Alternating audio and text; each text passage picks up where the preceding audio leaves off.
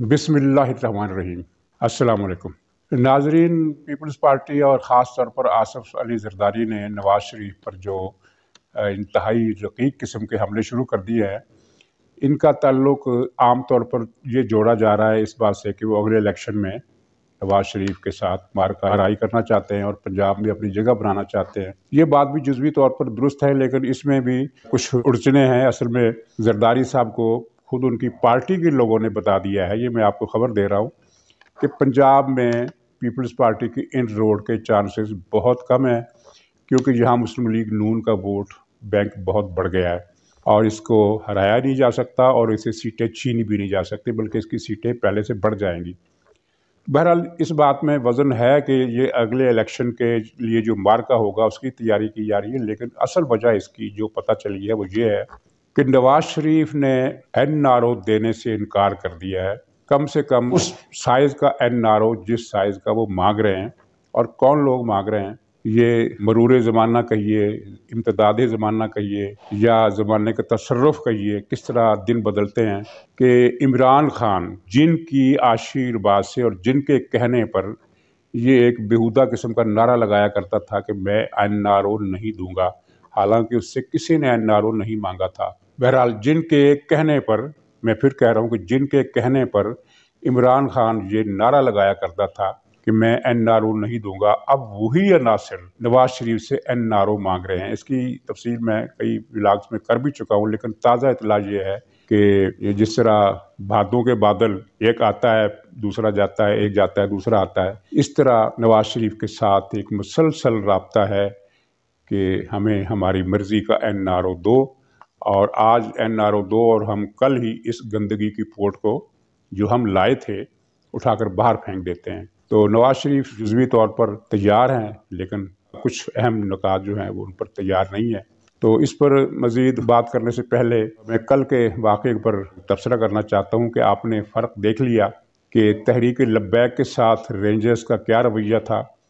और मुस्लिम लीग नून के साथ कराची में रेंजर्स का क्या रवैया था। कराची में नवाज शरीफ ने ग्रीन लाइन ट्रांसपोर्ट सिस्टम का इफ्तिताह किया था। उसकी अलामती तकरीब इफ्तिताह के लिए आसन इकबाल वहाँ पहुँचे और मुस्लिम लीग के कारकुन भी थे, चंद सौ थे, ज़्यादा कारकुन नहीं थे, क्योंकि एक किस्म का अलामती इफ्तिताह करना था और वो पुरअमन था। कोई खून रेजी के नारे के साथ वो नहीं लोग गए थे और बहुत थोड़े लोग थे, चंद सौ लोग, चंद हज़ार नहीं थे। तो वो ग्रीन लाइन पर जाना चाहते थे, लेकिन रेंजर्स ने उनको रोका और मारा और आसन इकबाल का हाथ भी जख्मी हुआ लाठीचार्ज से। तो बहरहाल ये रेंजर्स का हक है, वो जिसको चाहे मारें, जिसको चाहे ना मारें, लेकिन फ़र्क आपने देख लिया कि इमरान खान के ख़िलाफ़ एक जुलूस निकला, हुकूमत के ख़िलाफ़ निकला या रियासत के ख़िलाफ़ निकला, हम नहीं कोई फ़ैसला दे सकते, देना भी नहीं चाहते। तो उस जुलूस का मकसद खून रेजी था और उन्होंने खून रेजी की, 9 पुलिस वाले मारे और 1000 को ज़ख्मी किया। उनके साथ रवैया आपने देखा, पूरी दुनिया ने देखा। जहाँ चंद 100 अफराद को जो किसी सियासी एजिटेशन के लिए नहीं जा रहे थे, सिर्फ ग्रीन लाइन पर अपने ही एक मंसूबे पर एक खुशी का इजहार करने के लिए, जो कराची वालों को तोहफे के तौर पर नवाज शरीफ ने दिया था, तो उस पर खुशी मनाने के लिए वहाँ जाकर उन्होंने क्या करना था, यही करना था कि नवाज शरीफ की तस्वीर लगानी थी, मुस्लिम लीग का झंडा लगा देना था और नवाज शरीफ जिंदाबाद के नारे लगा देने थे। तो ये बात भी काबिल कबूल उनके लिए नहीं हुई और ये तब तक काबिल कबूल नहीं होगी जब तक नवाज शरीफ NRO देने के लिए तैयार नहीं होते। जो कुछ नवाज शरीफ के साथ किया गया, अब उसकी तफसीलात दुनिया के सामने आ रही हैं। गैर एलानिया तौर पर तो ये तफसीलात सबके सामने थी, इसमें कोई बात ढकी रही ना छुपी रही, सब कुछ लोगों को पता चल गया कि क्या हुआ क्या नहीं हुआ। लेकिन अब एक के बाद एक गवाही आ रही है। तो एक आपने जनरल सलाहुद्दीन सत्ती साहब का इंटरव्यू देख लिया होगा, जिसमें उन्होंने मुशर्रफ की बगावत का अहवाल लिखा है। ये उस वक्त ब्रिगेडियर थे और 111 ब्रिगेड के सरबराह थे, जो तख्ता उल्टने के लिए काम आता है। तो इन्होंने इतने बरस के बाद एक इंटरव्यू में कहा कि ये दिन, यानी वो 12 अक्टूबर 1999 की बगावत का दिन पाकिस्तान का अफसोसनाक दिन था। ये दिन नहीं आना चाहिए था, मुझे इस पर अफसोस है। मतलब ये है कि उस दिन गलत कार्रवाई हुई और ये बात अगर कोई दूसरा लीडर कहे तो उस पर बगावत का मुकदमा बन जाता है या उसे लापता कर दिया जाता है या उसे धमकियां दी जाती हैं। तो ये तो उनके अपने एक जर्नैल का ऐलान है या एतराफ़ है کہ وہ فیصلہ غلط تھا، اور وہ فیصلہ غلط تھا۔ تاریخ نے ثابت کیا کہ اس کے بعد ملک کس طرح برباد ہوا مشرف کے دور میں۔ اور یہ جنرل صلاح الدین ستی کے انٹرویو سے مجھے 3-4 دن پہلے نشر ہونے والی ایک رپورٹ بھی یاد آ گئی۔ یہ رپورٹ پرانی ہے، اس وقت بھی پڑھنے والوں نے نیٹ پر پڑھ لی تھی،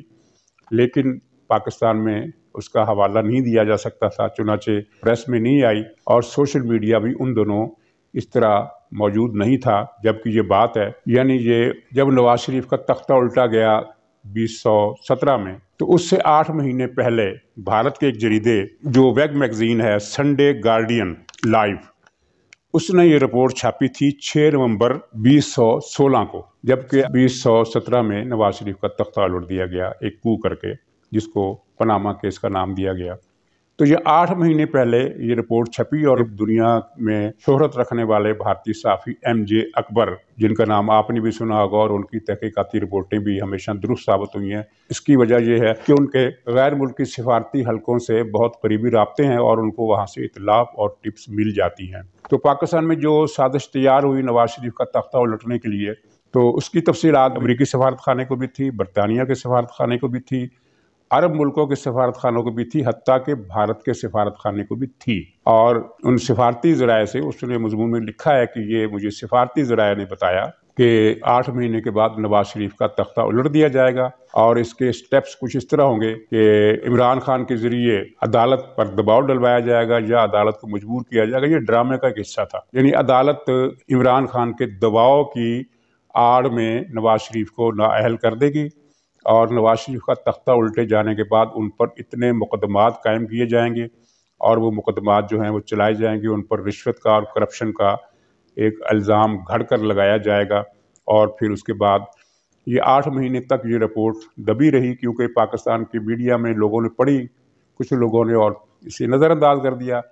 کہ یہ پتہ نہیں کیا سازش ہے، کیا خبر ہے، اس میں کتنا وزن ہے ایسی خبروں کا۔ ظاہر ہے جو پروفیسی کے ضمن میں آتی ہیں کہ بھئی اتنے مہینے کے بعد یہ ہونے والا ہے، تو ضروری نہیں ہوتا کہ ہر آدمی کو ان پر یقین آ جائے، چنانچہ یہ رپورٹ نظر انداز کر دی گئی، اور پھر اس کے بعد اسے بھلا دیا گیا۔ لیکن پچھلے ہفتے کچھ لوگوں نے اسے پھر سے نکالا اور ویب پر ڈال دیا، سوشل میڈیا پر ڈال دیا، اور اس طرح یہ ہر جگہ ڈسکس ہوئی، کئی اس کے پر پروگرام بھی ہوئے، اور پھر لوگوں نے تعجب ظاہر کیا کہ یہ 8 مہینے پہلے اس نے جو کچھ لکھا تھا اسی طرح سٹیپ بائی سٹیپ پورا ہوا۔ اس کی وجہ یہ بتائی گئی کہ اس وقت جو راحیل شریف تھے وہ ایکسٹینشن لینا چاہتے تھے، تو نواز شریف نے ایکسٹینشن دینے سے انکار کر دیا، جس پر راحیل شریف نے یہ پلاننگ تیار کی۔ یہ بات سچ ہے، لیکن جزوی طور پر سچ ہے، کیونکہ معاملہ صرف ذاتی انتقام کا نہیں تھا، ذاتی انتقام کا مسئلہ تھا، اور یہ بھی تاریخ کی ستم ظریفی ہے پاکستان کے ساتھ ہوتی رہی ہے کہ ذاتی انتقام کے لیے پورے ملک کو داؤ پر لگا دیا جاتا ہے۔ میں یہ کہنا چاہتا ہوں کہ مسئلہ صرف ذاتی انتقام کا نہیں تھا، کچھ اور معاملات بھی تھے، خاص طور پر سی پیک کا معاملہ تھا جو پسند نہیں تھا، اور پھر اس بات پر بھی اعتراض تھا جس پر اسحاق ڈار کی بھی شامت آئی کہ آپ یہ فضول پیسہ کیوں خرچ کرتے ہیں، سڑکوں پر، تعلیمی اداروں پر، ہسپتالوں پر، اس طرح کی چیزوں پر کیوں خرچ کرنا چاہتے ہیں۔ آپ کو یاد ہوگا عمران خان نے برسر اقتدار آتے ہی کیا کہا تھا، یہ کہ ترقیاتی کاموں سے نہیں ہوتی۔ وہ دراصل ان کو بتا رہا تھا کہ میں شریف آدمی ہوں، میں ترقیاتی کاموں پر پیسہ ضائع نہیں کروں گا، میں وہی پیسہ لگاؤں گا جہاں آپ کہیں گے۔ اس بات کا بھی غصہ تھا، چنانچہ نواز شریف کے ساتھ ساتھ اسحاق ڈار کو بھی رگڑ دیا گیا۔ یہ معاملات تھے، یہ معاملات پھر چلے، اور پھر اس کے بعد یہ ہوئے۔ اور جو بات ایم جے اکبر کو سفارتی حلقوں کے ذریعے پہنچی، وہ اس سے بہت پہلے، یعنی 3 سال پہلے جاوید ہاشمی کو بھی پہنچ چکی تھی، اگرچہ ان کو یہ سٹیپ بائی سٹیپ جو ایک تفصیل ہے، مائکرو ڈیٹیل جو ہے وہ ان تک نہیں پہنچی تھی کہ کیا اسپیسیفک اقدامات ہوں گے، لیکن انہوں نے یہ کھل کر بتا دیا تھا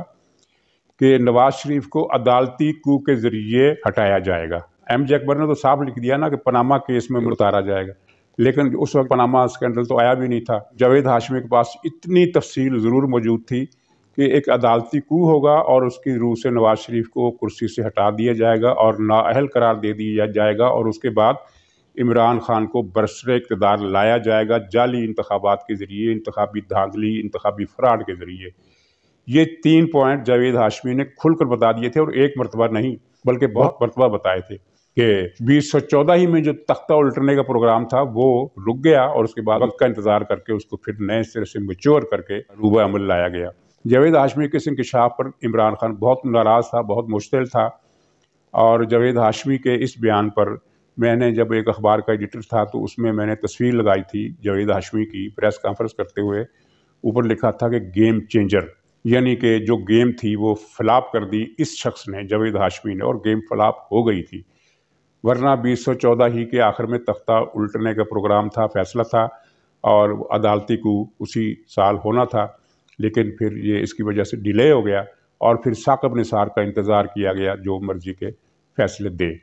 اب ثاقب نثار بے عزت ہو رہا ہے اور سنا ہے کہ مزید بے عزت ہونے والا ہے، جس کی تفصیلات میں پھر کسی ولاگ میں شیئر کروں گا، لیکن یہ ہے کہ اس کے خلاف ایک رائے عامہ کی مہم بھی چلنے والی ہے اور اس کے لیے خاصی پریشانی ہوگی۔ اگر یہ بھاگنا چاہے تو بھاگ جائے، ورنہ بے عزت ہوتا رہے، اور یہ بہت زیادہ بے عزت ہوگا، اتنا زیادہ بے عزت کہ پاکستان کی تاریخ میں یہ باب بہت نمایاں الفاظ میں لکھا جائے گا کہ جسٹس منیر کی یہ بدرو پاکستان کے ساتھ کیا کچھ کرتی رہی، اور یہ اتنا جھوٹا اور بے ایمان آدمی ہے کہ اس نے جو پرسوں ترسوں ARY کو ٹی وی کو جو خبر چلوائی اپنی ذرائع کے حوالے سے، اس میں کہا کہ عمران خان کو میں نے اس لیے صادق اور امین ہونے کا سرٹیفکیٹ دیا کیونکہ اس نے بنی گالہ کی ساری رسیدیں مجھے دے دی تھی۔ یہ کتنی بے شرمی سے جھوٹ بولتا ہے، اور دروغ گو را حافظہ نباشت والا معاملہ ہے کہ وہ کیس بنی گالہ کی رسیدیں دینے کا تھا ہی نہیں، وہ کیس یہ تھا جو اس کی عدالت میں پیش ہوا اور جس میں اس نے عمران خان کو بالکل ناجائز طور پر بری کیا۔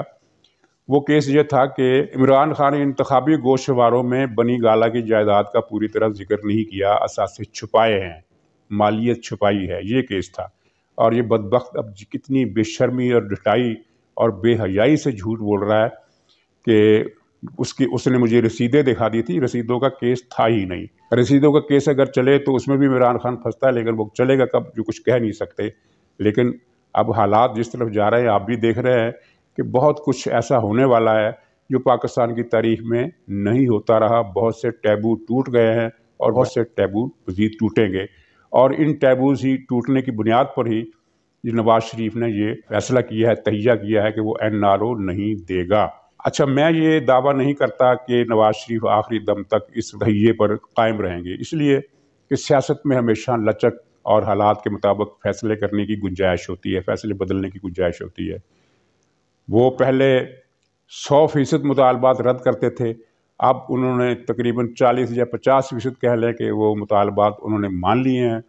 تو ہو سکتا ہے مزید پر بھی کمپرومائز ہو جائے یا رستہ نکل آئے۔ اب دوسری طرف مجبوری یہ ہے کہ انہوں نے مسلم لیگ کا رستہ روکنے کا تہیہ کیا ہوا ہے کہ جب تک نواز شریف NRO نہیں دیں گے ہم یہ لچک نہیں دکھائیں گے،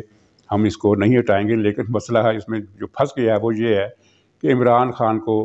جس کو یہ خود اب کہتے ہیں کہ یہ گندگی کی پورٹ ہے، نحوست کی پورٹ ہے، تو یہ نحوست کی پورٹ جو ہے اس سے جان چھڑانا نواز شریف کے لیے اتنا اہم نہیں رہا جتنا ان کے لیے اہم ہو گیا، کیونکہ ملک ڈوب رہا ہے، اور جب ملک ڈوبے گا تو ادارے خود بخود ڈوبیں گے۔ چنانچہ یہ سوال جو ہے وہ بقا کا سوال، سروائیول کا سوال پیدا ہو گیا ہے۔ چنانچہ بے چینی اس طرف زیادہ ہے، اس طرف بے چینی کم ہے، اس طرف ٹھہراؤ آ گیا ہے، اور ٹھہراؤ آنے کی وجہ ان کے نواز شریف کی اس بیان سے ظاہر ہوتی ہے جب انہوں نے یہ کہا تھا کہ میں نے اپنا معاملہ اللہ پر چھوڑ دیا ہے، یعنی میں اب تیر کمان لے کر نہیں بیٹھا، اللہ پر معاملہ چھوڑ دیا ہے۔ تو یہ ٹھہراؤ کی علامت ہے، تو وہ اس طرف ٹھہراؤ ہے، اس طرف بہاؤ ہے، اس طرف بے چینی کا بہاؤ ہے، اضطراب کا بہاؤ ہے، جلد بازی کا بہاؤ ہے، اور رستہ سمجھ میں نہیں آ رہا کہ نکلے کس طرح، کیونکہ نکلنے کے لیے جو رستہ ہے اس پر نواز شریف بیٹھا ہوا ہے پھسڈا مار کر۔ نواز شریف اٹھے تو وہ رستہ کھلے۔ تو یہ صورتحال ہے جناب کہ پاکستان میں کس طرح عدالتوں سے کھلواڑ کیا جاتا رہا۔ اور ناظرین، MJ اکبر کی رپورٹ میں ایک فقرہ بڑا دلچسپ ہے، اس میں انہوں نے لکھا ہے کہ جب یہ فیصلہ کیا گیا تو اس میں طے کیا گیا کہ عدلیہ کو استعمال کیا جائے گا، اور اس نے فقرہ جو مزیدار فقرہ لکھا وہ یہ ہے، جو کوئی مشکل کام نہیں۔ اب سمجھ جائیے کہ MJ اکبر نے کیا کہا ہے، اور پھر یہ جو ٹرانسپیرنسی کی رپورٹ ہے اس کو بھی پڑھیے، جس میں یہ بتایا گیا ہے کہ پاکستان میں 2 کرپٹ ترین ادارے پولیس اور عدلیہ کے ہیں، ماشاءاللہ۔ تو یہ سوال پیدا ہو رہے ہیں، جو سوال ماضی میں پہلے نہیں اٹھے تھے اب اٹھ رہے ہیں، لوگ زیر بحث آ رہے ہیں، کچھ لوگ زیر بحث آ چکے ہیں، کچھ لوگ ابھی زیر بحث نہیں آ رہے، وہ بھی زیر بحث آنے والے ہیں، اور ان کے ساتھ بھی ایسی ستھرائی ہوگی کہ تاریخ کا ایک اور باب ان پر لکھنا پڑے گا۔ ناظرین، یہ تھی آج کی گزارشات، انشاءاللہ دوبارہ ملاقات ہوگی، تب تک کے لیے اجازت دیجیے، خدا حافظ۔